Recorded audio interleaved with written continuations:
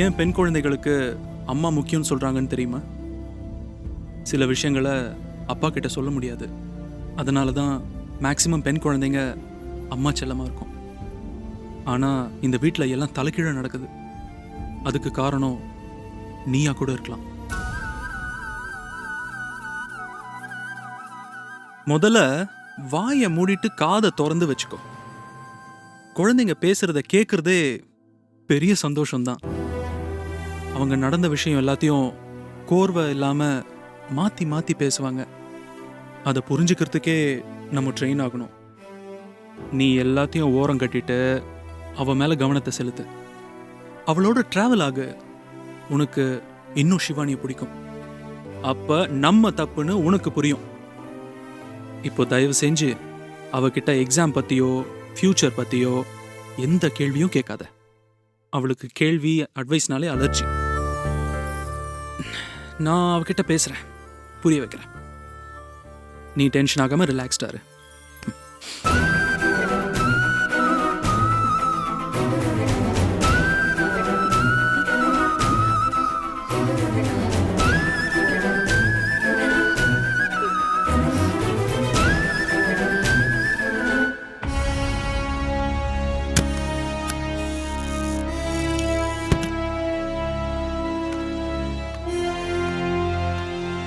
சிவானி, சிவானி, தப்ப உன் மேல வச்சுட்டு மத்தவங்க மேல கோவப்படுற.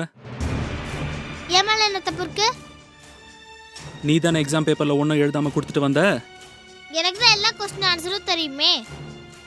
ஆன்சர் தெரியும்னா பேப்பர்ல எழுதிட்டுல வந்திருக்கணும். அது உன் தப்பு தானே.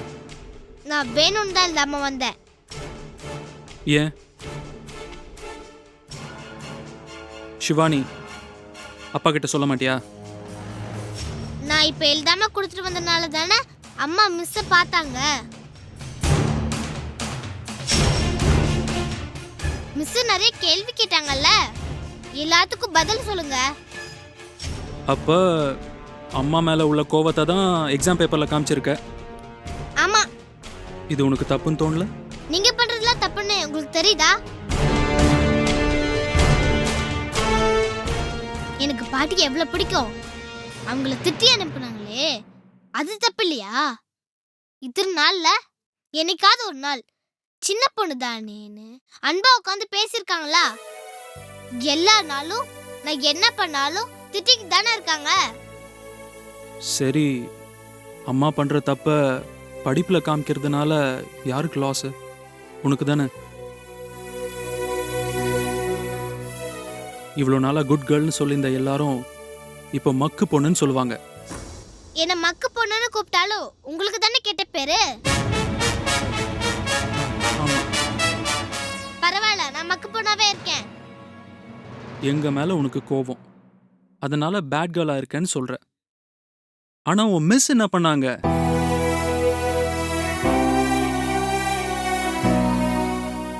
அவங்க உன் மேல எவ்வளவு நம்பிக்கை வச்சிருந்தாங்க. எல்லார்கிட்டையும் கிளாஸ்ல சிவானின்னு ஒரு பொண்ணு இருக்கா, அவ நல்லா படிப்பா அப்படின்னு சொல்லி வச்சிருக்காங்கல்ல.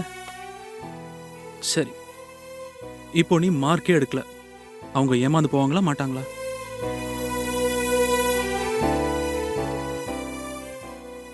உனக்காக கஷ்டப்பட்டு சொல்லி கொடுத்ததுக்கு அவங்களுக்கு கிடைக்கிற சந்தோஷமே நீ நல்ல மார்க் எடுத்து காமிக்கிறது தான்.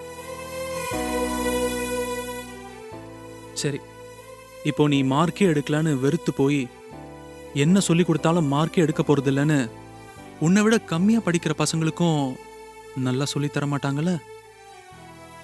உன்னால எல்லா பசங்களும் பாதிக்கப்படணுமா?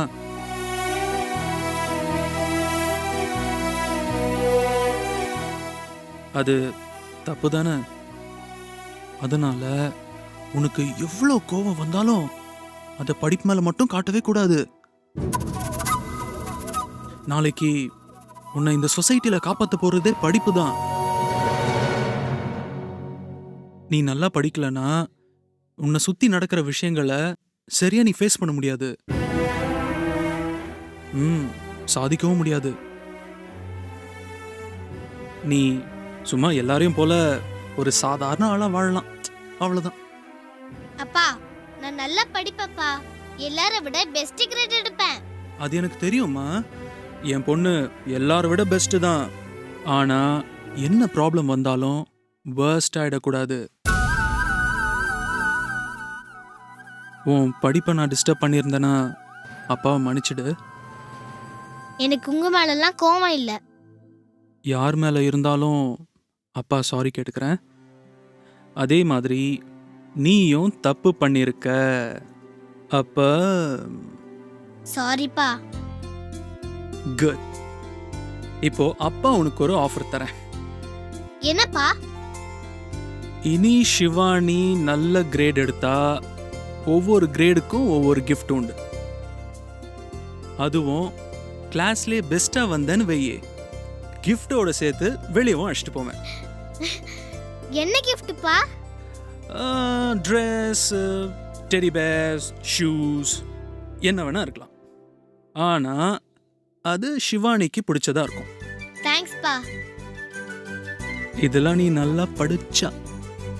நான் இனிமே இந்த மாதிரி தப்பு பண்ண மாட்டேன். நல்லா படிப்பேன்ப்பா. சரி, ஓகே. இப்போ தூங்கலாமா? கதை சொல்லணும். ஓகே, படு.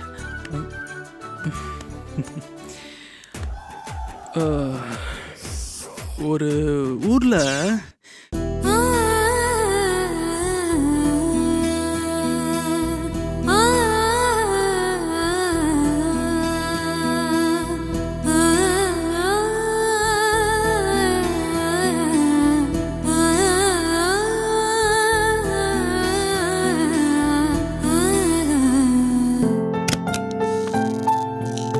Good morning, sir. Good morning. Good morning. Good morning. Good morning, sir. Morning.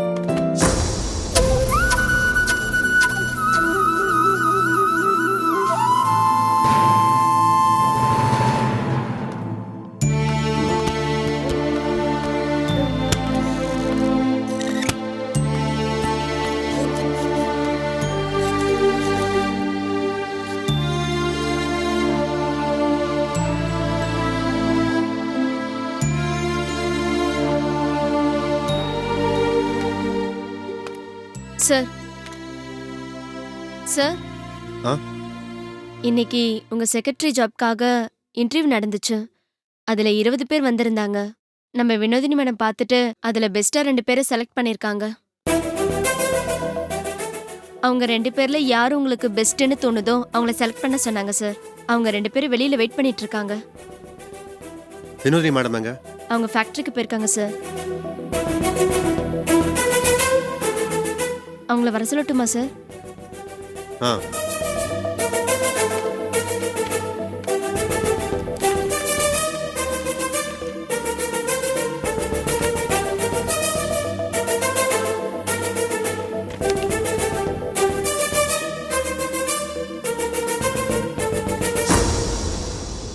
இந்த ஜாபுக்கான குவாலிஃபிகேஷன்லாம் உங்களுக்கு இருக்கலாம். ஆனா என்கிட்ட ஒர்க் பண்றதுக்கு தனி குவாலிஃபிகேஷன் வேணும். நான் கிளையன்ட் மீட்டிங் முடிச்சுட்டு டென்ஷனாக வரேன். என்ன பண்ணுவீங்க? நான் என்ன சார் பண்ண முடியும்? நீங்க விருப்பப்பட்டா என்ன ஆச்சுன்னு கேட்கலாம். ஓகே. எனக்கு இப்போ திடீர்னு தலையை வலிக்குது. காஃபி வேணும்னு கேட்குறேன். அதில் எத்தனை ஸ்பூன் சுகர் போடுவீங்க? ஐயோ, என்ன இப்படி கேட்குறாரு? ஆன்சர் பண்ணுங்க மேடம். நான் இது வரைக்கும் காஃபியே போட்டதில்லை சார். ஓகே. எனக்கு திடீர்னு ஈவினிங் டைமில் பசிக்குது.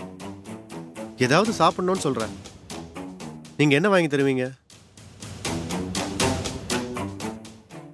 சும்மா உங்கள் ஆப்ஷனை சொல்லுங்க. பீஸா, சிக்கன் பர்கர், ஃப்ரூட்ஸு, கடலை, சுண்டல், இது மாதிரி ஹெல்த்தியான ஃபுட்லாம் உங்களுக்கு தெரியாதா? நான் முக்கியமான மீட்டிங்க்கு போகிறப்போ என்ன திங்ஸ் எடுத்துகிட்டு போனோம்? நாளைக்கு நான் எதையாவது மறந்து போனால் நீங்கள் ஞாபகப்படுத்தணும்ல? சார் எனக்கு ஒரு டவுட்டு. நீங்க ஆஃபீஸ் பியூன் வேலைக்கோ இல்லை வீட்டு வேலைக்கோ ஆள் எடுக்கலல்ல? கண்டிப்பா என்னோட செக்ரட்டரியான ஜாப் தான் இது. அப்ப அதுக்கு தகுந்த மாதிரி கொஸ்டின் கேளுங்க. இல்லனா வேலை இல்லைன்னு சொல்லி பழகுங்க. ஏன் இவ்வளோ டென்ஷன் ஆகிறீங்க? நாளைக்கு எவ்வளோ ப்ரெஷர்லாம் அந்த கம்பெனியில் தாங்க வேண்டியிருக்கும் தெரியுமா? Official pressure okay sir. ஆனா உங்க பர்சனல் ப்ரெஷர்லாம் என்னால தாங்க முடியாது. நீங்க என்னோட நல்ல பெஸ்டான ஆளா தேர்ந்தெடுத்துக்கோங்க சார்.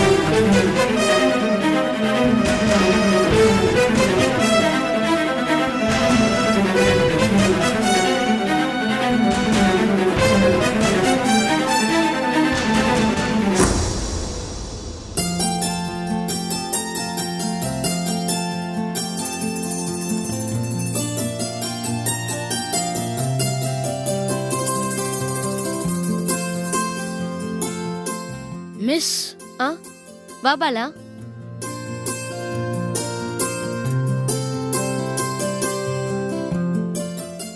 அப்பா எப்படி இருக்காரு? நல்லா இருக்காரு மிஸ். இப்ப பரவாயில்ல, சாப்பிட ஆரம்பிச்சிருக்காரு.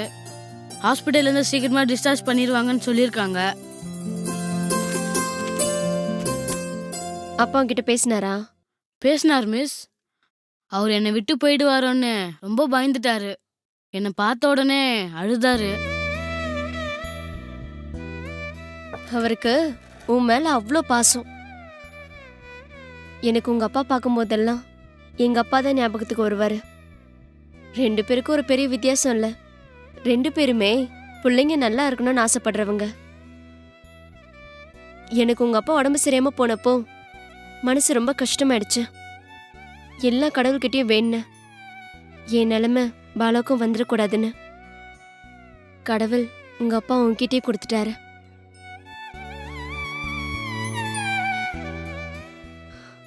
இனி நீதான் அவரை பத்திரமா பாத்துக்கணும்.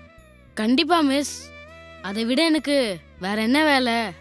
அவர் தானே எனக்கு முக்கியம். அவர் இல்லாம அவரோட கனவை நிறைவேற்றுறதுல என்ன அவசியம் இருக்க போகுது? குட். அப்பாவை பாத்துக்கிறேன்னு படிப்பை கோட்டை விட்டுறாத. அப்பப்போ புக்ஸ் எடுத்து படி. உனக்கு ஏதாவது டவுட் இருந்தா என்கிட்ட வந்து கேளு. அப்பாக்கு உடம்பு நல்லபடியே சரியாயிடுச்சுன்னா டியூஷனுக்கு வா. சரி மிஸ். நீங்க எனக்கு ஒரு ஹெல்ப் பண்ணணும் மிஸ். என்ன பாலா? அப்பா ஹாஸ்பிட்டல்ல பேசிக்கிட்டு இருக்கப்ப மல்லி நினைச்சு ஃபீல் பண்ணாரு. மல்லிய பார்க்கணும் போல இருந்துச்சுன்னு சொன்னாரு. எங்களுக்கு சிவானி தானே மல்லி, அவளை நாங்க அப்படிதானே நினைச்சுக்கிட்டு இருக்கோம். அதனால நான் மல்லியை கொண்டாந்து உங்க முன்னாடி நிப்பாட்டுறேன்னு சொல்லிட்டு வந்துட்டேன். அவரோட ஆசையை நிறைவேற்றணும் மிஸ். சிவானி கிட்ட சொல்லு, முடிஞ்சா வந்து பார்க்க போறா. அதான் மிஸ் பிரச்சனை. நான் உங்க வீட்டுக்கு போக முடியாது. சிவானி அம்மா என்னை பார்த்தாலே ரொம்ப டென்ஷன் ஆவாங்க. ஸ்கூல்லையும் போய் சொல்ல முடியாது. அதான் எப்படி சொல்றதுன்னு தெரியல மிஸ். இப்ப நான் சிவானி கிட்ட நீ சொன்னது, உங்க அப்பா ஃபீல் பண்ணது எல்லாத்தையும் சொல்லணும். அதானே நீ கேட்ட ஹெல்ப்? நான் சிவானி கிட்ட சொல்றேன். ஆனா அவ வரலன்னா என்னால ஒன்றும் பண்ண முடியாது. ஓகே மிஸ், நீங்க சொல்லுங்க. அவ கண்டிப்பா வருவா, எனக்கு நம்பிக்கை இருக்கு. சரி பாலா, சொல்லி பார்க்கறேன். நீங்க சொல்லும் போது எங்க அம்மாவும் வர சொன்னதா சொல்லுங்க. எல்லாரும் அவளுக்காக வெயிட் பண்றோன்னு சொல்லுங்க மிஸ். சரி பாலா. ரொம்ப தேங்க்ஸ் மிஸ். நான் கிளம்புறேன். ம்.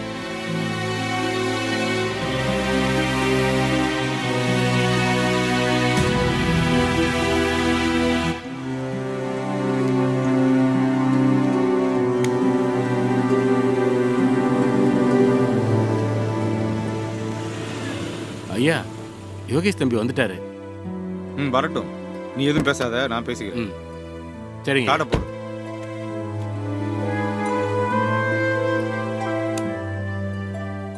யோகேஷ், இங்க வா. என்னப்பா? ஆபீஸ்ல இன்னைக்கு என்ன நடந்தது? அதான் உங்களுக்கு நியூஸ் வந்திருக்குமே, நீங்களே சொல்லுங்க. எதுக்குடா இன்டர்வியூ வந்தவங்களை ரிஜெக்ட் பண்ண? அவங்க அந்த போஸ்டிங்க்கு குவாலிஃபைடு இல்லை, அதனால தான் ரிஜெக்ட் பண்ணேன். அது எப்படிடா? 25 பேர்ல பெஸ்டா குவாலிஃபிகேஷன் எல்லாம் செக் பண்ணி 2 பேரை செலக்ட் பண்ணிருக்காங்க. அதுவும் செலக்ட் பண்ணது வினோதினி. அது எப்படி குவாலிஃபைடு இல்லாம போவாங்க? ஏன் வினோதினி செலக்ட் பண்ணி வச்சா தப்பா போகாதா? நான் கேள்வி கேட்டப்போ அவங்க 2 பேரும் கரெக்டாக ஆன்சர் பண்ணல. என்னோட எண்ணமே நீ கேள்வியே தப்பா கேட்டிருப்பியோன்னு தோணுது. இதெல்லாம் சங்கீதாக்காகவே பண்ற மாதிரி தெரியுது. அப்படிலாம் இல்லைப்பா, அவங்க எனக்கு சங்கீதா அளவுக்கு பிரில்லியண்டா இல்லைன்னு தோணுச்சு. அப்படி என்ன சங்கீதா பிரில்லியன்ட்? ஜஸ்ட் உனக்காக வர்ற கால்ஸ் அட்டன் பண்ணி ப்ரோக்ராம் தானே ஃபிக்ஸ் பண்ணுவா. அப்படிலாம் இல்லைப்பா, ஜஸ்ட் செக்ரட்டரியாக இருக்கிறதுக்கும் பிஸ்னஸ் ஐடியாஸை ஃப்ரெண்ட்லியாக தரதுக்கும் வித்தியாசம் இருக்குது. அந்த இடத்துல யார் ஒர்க் பண்ணாலும் கால் அட்டன் பண்ணுவாங்க, என்னை மீட்டிங் போகிறதுக்கு இன்ஃப்ளூயன்ஸ் பண்ணுவாங்க, அவ்வளோதான். அதே இடத்துல சங்கீதா இருந்தால் அது என்னன்னு புரிஞ்சுப்பா, என் மைண்ட் செட்டை புரிஞ்சு வச்சிருப்பா, பிஸ்னஸை பற்றி யோசிப்பா. நான் மீட்டிங் போகலாமான்னு 1/2 மணி நேரம் யோசிச்சு தான் இன்ஃபார்ம் பண்ணுவா. நான் லஞ்ச் டைமில் பிஸ்னஸ் மீட்டிங்க்கு உட்காந்துருந்தேன்னா எனக்கு ஸ்நாக்ஸ் வந்துக்கிட்டே இருக்கும். முடிஞ்ச உடனே என் ரூமில் லஞ்ச் ரெடியாக இருக்கும். ஈவினிங் 5 o'clock 2 teaspoons சுகர் போட்டு காஃபி அவளே டான்னு கொண்டு வந்து கொடுத்துருவா.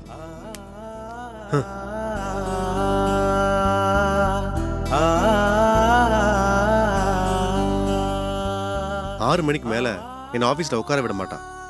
எந்த வேலையாக இருந்தாலும் என்னை கிளப்பி விட்டுருவா.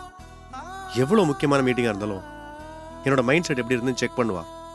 ஓகேனா தான் கன்ஃபார்ம் பண்ணுவா. ஒரு செக்ரட்டரியா இருந்தா மீட்டிங் முதல்ல ஃபிக்ஸ் பண்ணிட்டு போக வேண்டியதானே? எதுக்கு என்னை பற்றி அவ யோசிக்கணும்? அதான் சின்சியாரிட்டிப்பா. மனசுக்கு பிடிச்சா எந்த வேலையும் செய்வா. நான் சும்மா ஒன்றும் அவளை சப்போர்ட் பண்ணல. அவளை பற்றி எனக்கு தான் தெரியும். அதே மாதிரி என்னை பற்றி முழுசா அவளுக்கு தான் தெரியும். என்னைக்காவது ஒரு நாள் என் முகத்தை பார்த்து என் உடம்புக்கு என்ன செய்யுதுன்னு சொல்லியிருப்பீங்களா? அவ சொல்லுவா. அடுத்த 10 நிமிஷத்துக்குள்ள எனக்கு மாத்திரை, மருந்து, ட்ரீட்மெண்ட் எல்லாம் நடந்திருக்கும். எனக்காக பார்த்து பார்த்து செய்கிற ஒருத்திய என்னால் எப்படி மிஸ் பண்ண முடியும்? நான் வெயிட் பண்ணுவேன். அவ வருவான்னு நம்பிக்கை இருக்கு.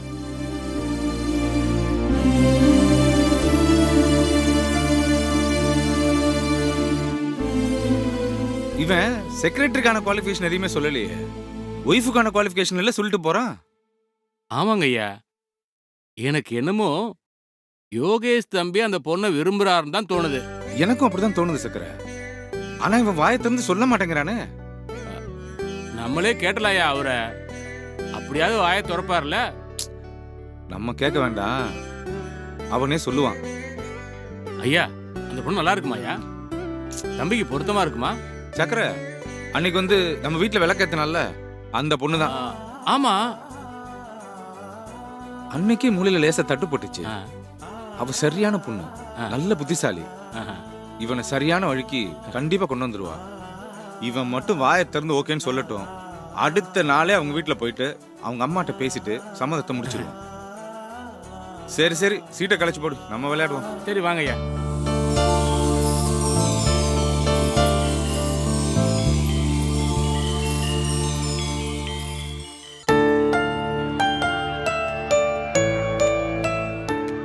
பாலா அப்பா ரொம்ப நல்லவர் மிஸ். யாரையும் அதட்டி கூட பேச மாட்டாரு. அவருக்கு ஏன் மிஸ் இப்படி ஆச்சு?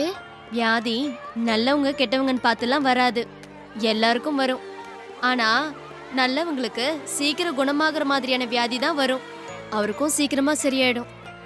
டாக்டர் ஒன்றும் பிரச்சனை இல்லைன்னு சொல்லிட்டாங்கல்ல? ஒரு பிரச்சனையும் இல்லை. பாலாப்பா குணமாயிட்டாரு. குணமாயிதான் உன்னை மல்லியா பார்க்கணும்னு ஆசைப்பட்டாரு. எப்ப மிஸ் அவங்களுக்கு இப்படி ஆச்சு? 1 வாரத்துக்கு மேல ஆகுது. வர வர இந்த பாலா என்கிட்ட எதையுமே சொல்ல மாட்டேன்றான். கேட்டா ஃபீல் பண்ணுவேன்றான். நானும் அந்த குடும்பத்துல ஒரு பொண்ணு தானே. எல்லாரும் என்ன மல்லியா தானே பாக்குறாங்க. அவங்களுக்கு ஒரு பிரச்சனைனா நான் தானே பார்க்கணும். அவங்களுக்கு ஏன் இது புரிய மாட்டேங்குதுன்னு தெரியல. அவனுக்கு உன்கிட்ட ஷேர் பண்ணணும்னு ஆசைதான். ஆனா அவன் உன்னை எங்க பார்த்து விஷயத்த சொல்லுவான்? யாராவது ஒருத்தங்கிட்ட சொல்லி அனுப்ப தானே முடியும். அதனால பாலா மேல கோபப்படாம அவங்க அப்பா போய் முதல்ல பாரு. எப்படி போய் பார்க்கறதுன்னே தெரியல மிஸ். எங்க அம்மா என்ன கண்டிப்பா அவங்கள பார்க்க விட மாட்டாங்க. அவங்களுக்கு பாலா குடும்பத்தை சுத்தமா பிடிக்காது. நிறைய பணம் ஒழுங்க கிட்ட மட்டும்தான் பழகணும்னு சொல்றாங்க.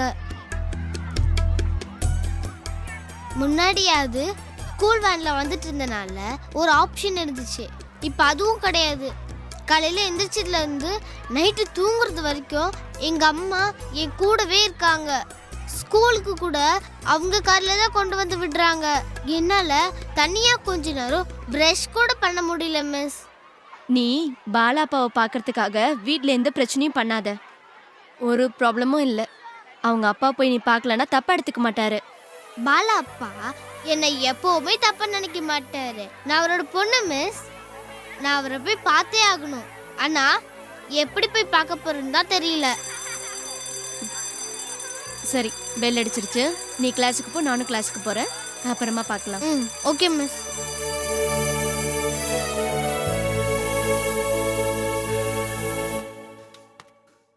Today we are going to see about unicellular organisms. One of the unicellular organisms is Euglena.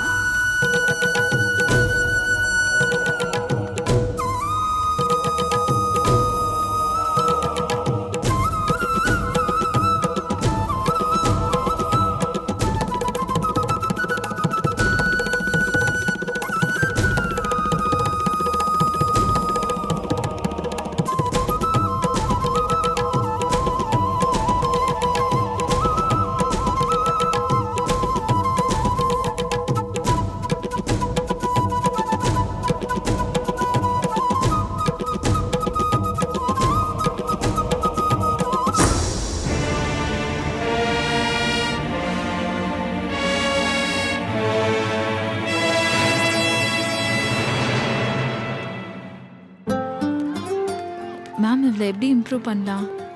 அப்புறம் ஒபே பண்ணவே மாட்டேங்கிறா. வீட்ல உட்காந்து கொஞ்சம் நல்லா படிக்க சொல்லுங்க. Okay ma'am. நல்லா இம்ப்ரூவ்மெண்ட் வந்துருவா. Miss okay. ம். Okay ma'am. சரி, தேங்க் யூ. நீங்க போங்க. சிவானி, கிளாஸ்ல எல்லாமே நீங்க என்ன பண்ற? இன்னும் சோஷியல் மிஸ் வரல, அதான் உங்களை பார்த்துட்டு போலான்னு வந்தேன். சொல்லு, என்ன விஷயம்? மிஸ், நீங்க என்ன ஸ்கூல் டைம்ல பர்மிஷன் போட்டு அழைச்சிட்டு போக முடியுமா? சிவானி, அதெல்லாம் ரொம்ப தப்பு. நான் சொல்லாம போகணும்னு சொல்லலையே, பர்மிஷன் போட்டு அழைச்சிட்டு போங்கன்னு தானே கேட்டேன். அதுக்கும் உங்க பேரண்ட்ஸ் சைன் பண்ணணுமே. ரொம்ப யோசிக்காத, கிளாஸ்ல போய் உட்காரு, லெசனை கவனி. நீங்க பாலா அப்பாவுக்கு உடம்பு சரியில்லைன்னு சொன்னதுலேருந்து எனக்கு எங்கேயும் போக மாட்டேங்குது கவனம்.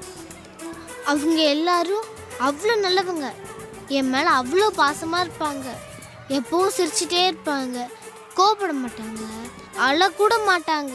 ஆனால் இப்போ அழுதுகிட்டே இருப்பாங்க. பாலா அம்மா அதிகமாக அழுவாங்க. அவங்களால இதை தாங்கவே முடியாது. சிவானி, நான் தான் சொன்னேன்ல, ஹாஸ்பிட்டல்ல போய் நான் பார்த்தேன். பாலா அம்மா ரொம்ப தைரியமா இருக்காங்க. இப்போ பாலா அப்பாவும் பேச ஆரம்பிச்சிட்டாரு. யாரும் அழல. உன்னை பார்த்தா நல்லா இருக்குன்னு ஃபீல் பண்ணாங்க, அவ்வளோதான். என்னால் தான் போக முடியலையே. சரி, பரவாயில்ல. உன்னால முடிஞ்சா டைம் கிடைக்கிறப்ப வீட்ல சொல்லிட்டு போய் பாரு. இப்போ கிளாஸுக்கு போ. சிவானி. சரி மேம்.